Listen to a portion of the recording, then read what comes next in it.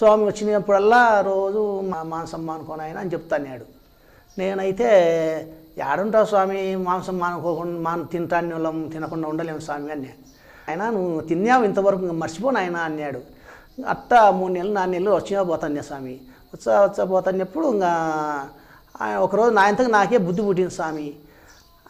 నేను అప్పుడు తినకూడదు అనుకున్నప్పుడు ఇంకా ఆ రోజు అడిగేవాడు. ఆ రోజు ఇంటికాడ అనుకొని వచ్చిన, ఇంకా నేను తినకూడదు ఈ రోజు నుండి అనుకొని వచ్చిన. అయితే స్వామి ఆ రోజు అడగకుంటే ఇంకా ఆ రోజు నేను లాస్ట్లో నేనే స్వామి నేను ఈ రోజు మాంసం తినను, ఇంకా నేను పూజ చేసుకుంటాను అని అనుకునే స్వామి.